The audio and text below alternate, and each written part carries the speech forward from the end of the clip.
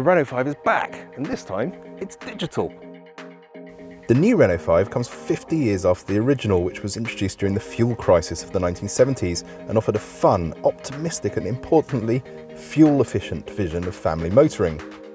The new car is designed with that same spirit at a time when we're swapping out petrol completely for clean electric power, and, it's fair to say, when the number of new EVs with true character are limited. It's also so very French in its look and makeup. It's built in northern France, don't you know? The exterior is unapologetically retro, with the same boxy look and wheels in each corner, but with a clear modern twist. You can see that in the high-tech headlights, rear lights, and that battery level indicator on the bonnet. Inside it's got that same retro vibe with a modern twist, and that dashboard is a clear reinterpretation of the classic interior, but a fully digital instrument cluster and modern touchscreen that runs Android Auto and Apple CarPlay comes as standard. From the mid-spec upwards, Google is built in too, which means that route planning integrates with the car's range indicator and battery reconditioning for smarter, faster recharging. The eco-thinking continues in here with 100% recycled fabrics, and in fact nearly a fifth of the entire car comprises recycled materials. And rare earth metals? Not in this EV, says Renault. Practicality is good too, with 5 doors marking it out from its chief rival, the new Mini Electric, which only comes with 3, and the boot is a useful size for such a small car too. But more importantly for us is that the inside of the R5 is vibrant. It's a fun car interior in a sea of dull and dark alternatives. The real fun of the Renault 5 is when you get behind the wheel, because the revelation is the suspension. It's really terrific. They've got the multi-link at the back. That basically means it's fun to drive, but also the suspension is really nicely judged in terms of the way it deals with bumps. So you can go around corners and there's a little bit of body roll, but it's controllable. If you feel like you're in control, it's enjoyable. But you know, in the UK, the roads are pretty broken up, right? And this car, I know for a fact, will deal with it, because we've been over some pretty bad bumpy roads in the towns around here. So it's a car that works everywhere. The front-wheel drive nature of this car, unlike some other electric cars about this size, which have been rear-wheel drive in the past, means that it grips at the front. So you can send it around a corner on the brakes. You're standing on the nose, and then you put the power down, and it will grip. And it's good fun in a front-wheel drive kind of way.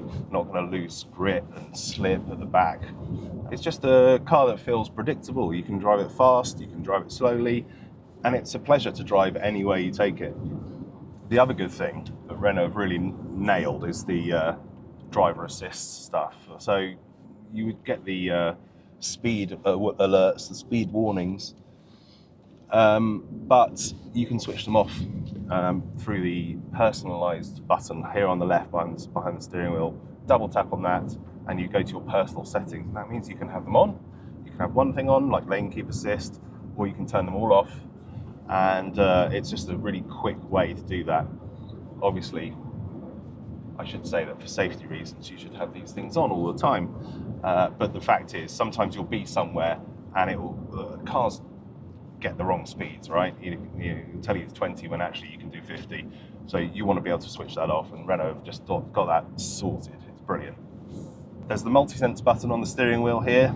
You can tap that and go through from comfort to eco to sport to perso, which is a personalised individual setting.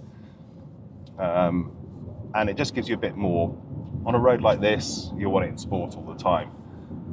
And in fact, you can drive around town on sport all the time. It gives you the full lot. The acceleration is good. It's an eager car. It's quite lively. It'll be interesting to see how Alpine deal with it when they do a version of this, which is coming later in the year. And I've got a feeling that Renault actually might do a hot version with four-wheel drive at some point as well, but that's between you and me.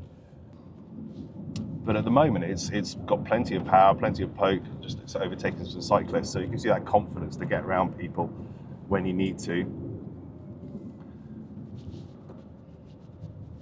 But in sport mode, it's perfectly usable everywhere. If I've got one gripe, it's common to a lot of electric cars. The because of the regenerative braking, the brake feel is a little bit odd in places. If you have it in drive mode, it tends to coast. But if you pull the drive select lever down, you go into B, and then you get engine braking, electric motor braking or regenerative braking, and that's when the brakes start to feel a little bit odd under braking. But other than that, it's an absolute delight and a pleasure to drive. So it's good to drive, but how far does it go? Well, Renault offers two battery sizes, with the smaller one capable of a claimed 190 miles and the large 52 kilowatt-hour version able to cover 250 miles. That's according to the official tests. As ever, those ranges will be less in the real world, so try before you buy. But when you do need to top up in a hurry, the R5 has DC rapid charging, which means a 15 to 80% charge in 30 minutes for both battery sizes. And the charging tech is bang up to date too, capable of bi-directional charging, which means you can run electrical devices off the car or send power back to your energy provider via a home wall box to help balance the grid and help save you pennies off your energy bill. The new Renault 5 then is a brilliant modern interpretation of a classic. It's got those sort of retro looks, but it's brought bang up to date for the 21st century with this electric powertrain and digital interior. More importantly, it's great fun to drive, and at £23,000, which is what prices start at in the UK, it's great value for money and offers a bit more practicality with those 5 doors than some of the rivals. I think this is going to be a hit, and it certainly brought a smile to my face.